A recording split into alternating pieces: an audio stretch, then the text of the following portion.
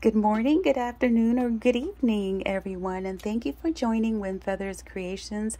On a tutorial today, I'll be making these toy dogs that are very convenient for a small dog, and we will learn how to make them. They are easy and they are fun, and your doggy or cat will enjoy them and love them.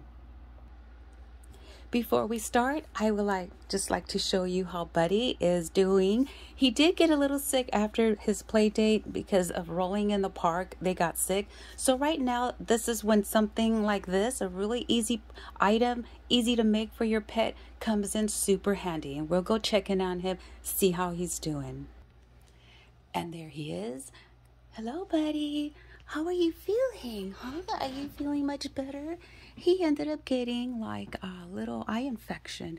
As you can see, he's cuddling in his little pouch. He loves it. I have the AC on, and this is when something like this comes in handy. Buddy, can I see your little pouch? He loves to just lay on it because it has a little hand warmer, which I'll be explaining how that works. And sometimes I'll catch him with his little head under it or over it. So we'll just let him rest. All right, Buddy. Well, I'll see you later. So this little small dog toy, Rattle. This one does not have a rattle. This one has a little squeaker, which is a very small squeaker I put inside. It also contains some polyester packing fill that is used for dogs, for children's toys. So you know if it's for children, okay, safe. It'll be safe for your pet. It also has the little scrunchie paper. I will list the items and where I purchase them. You have a choice of putting rattles in them or a smaller squeaky. This one has a small one in here. I don't know if you can see that. And the good thing about this little pouch is the inner pouch it's sealed with strong velcro, as you can see. Whew, very strong. And what I like to do, as you saw, Buddy was laying on his little pouch, is I like to put there's no specific brand, a hand warmer inside. It fits perfectly inside. And let's see, here's one in here, this one. Oh my goodness, opening it up. As you can see in here, this is also Buddy's, one of his favorite ones, and it has a hand warmer with some medicinal. I use this, and I'll also list everything that I'm showing you. This is basically catnip for dogs. They just named it Doggy Guana.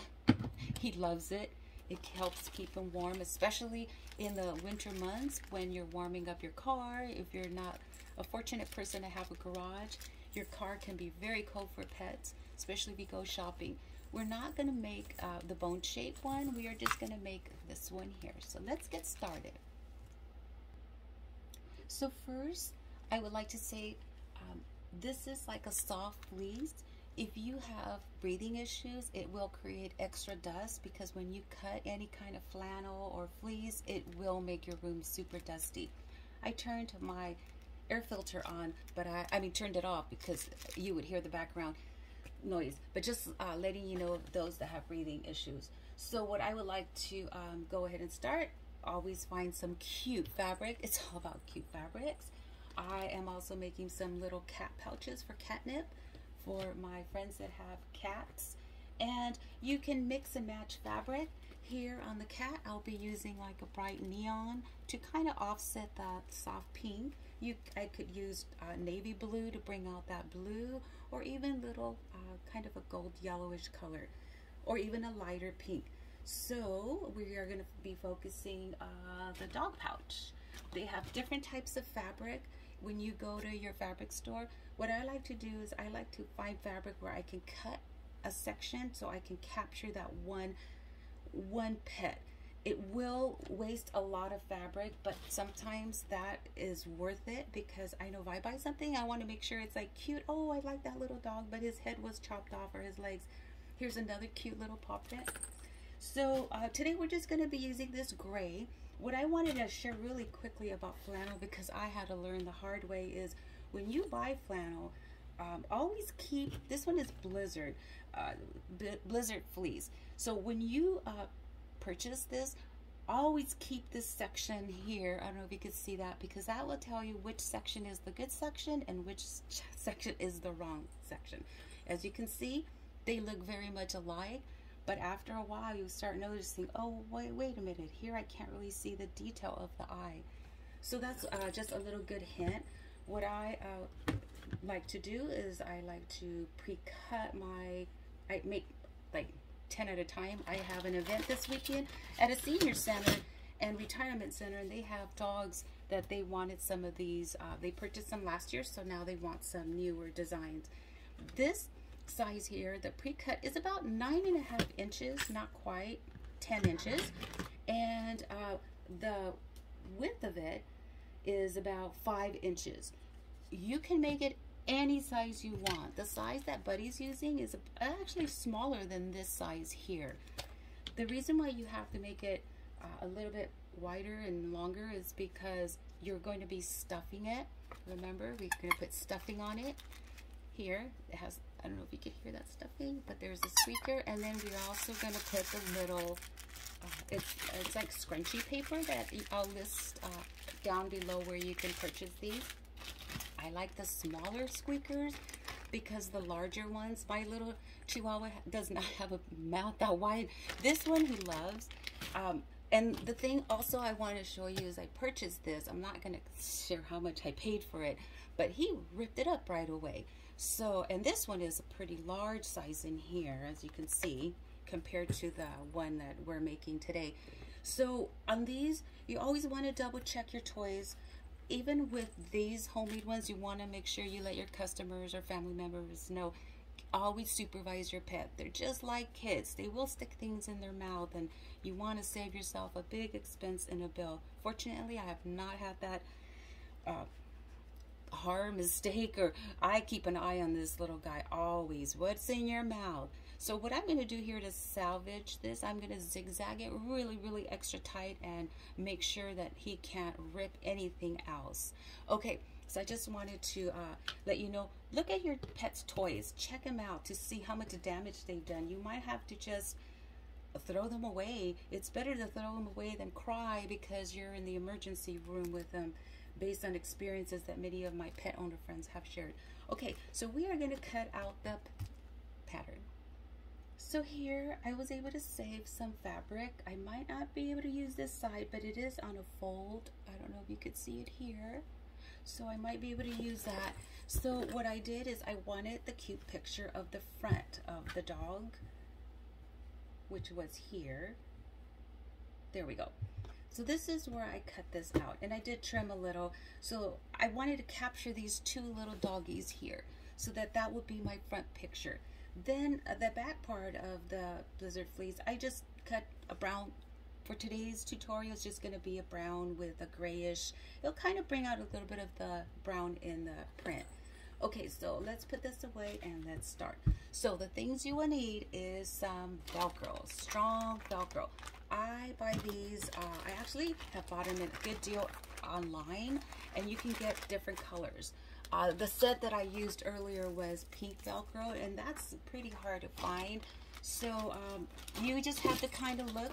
Also, I have more of a different color, bluish color, which is a very rare color. I was looking for navy blue, but I couldn't find it. So for these pieces here, I'm using on my little catnip ones.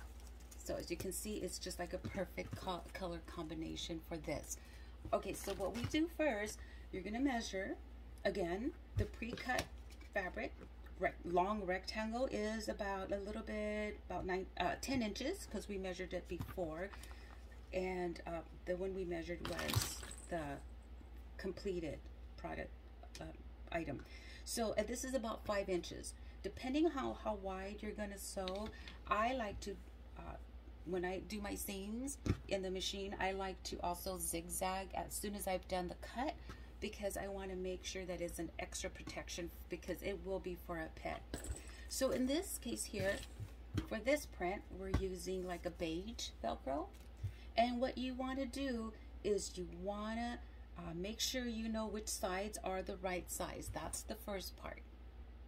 The second part is you're going to want to sew your Velcro.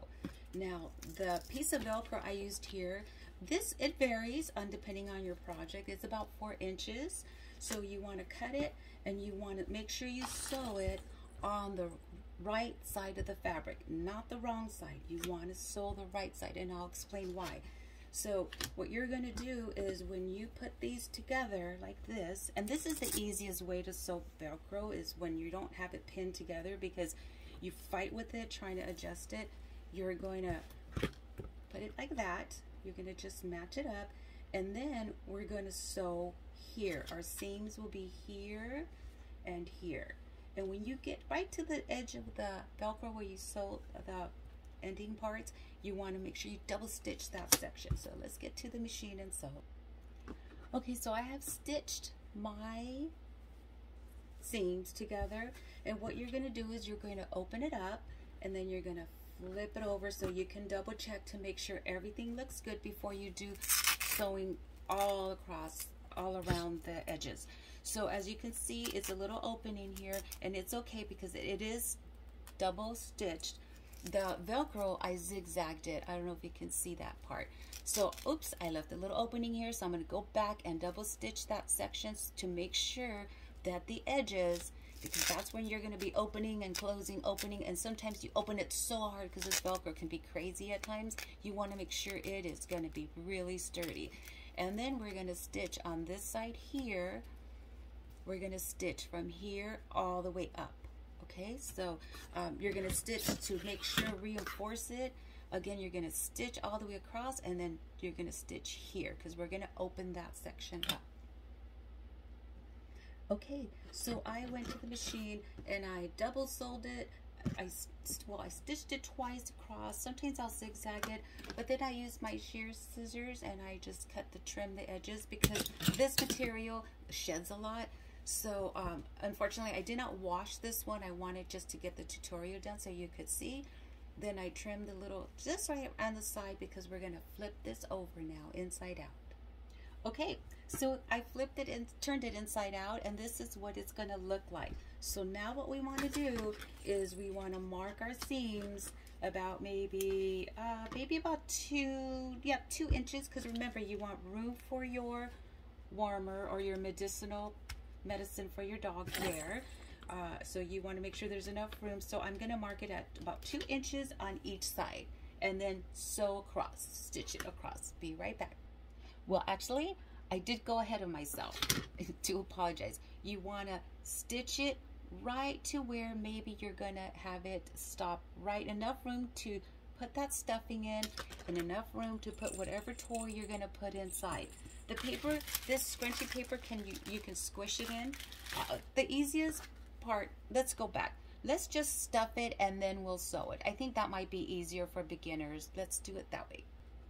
So you're going to cut whatever size thickness you want from your scrunchy paper. Just crunch it all up, stuff it inside. The crunchier the better. And then you're going to make sure you get it in all the little nooks and crannies and the edges. And you can always squish it. And then that's where you probably want to be easier for beginners is, okay, so right there should be good.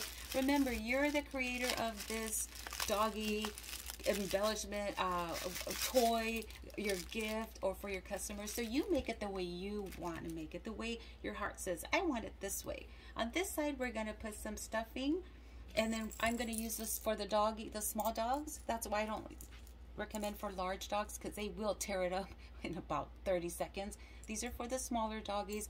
I stuff that in the middle and then just stuff it on the edges. So once it's pinned where you want it,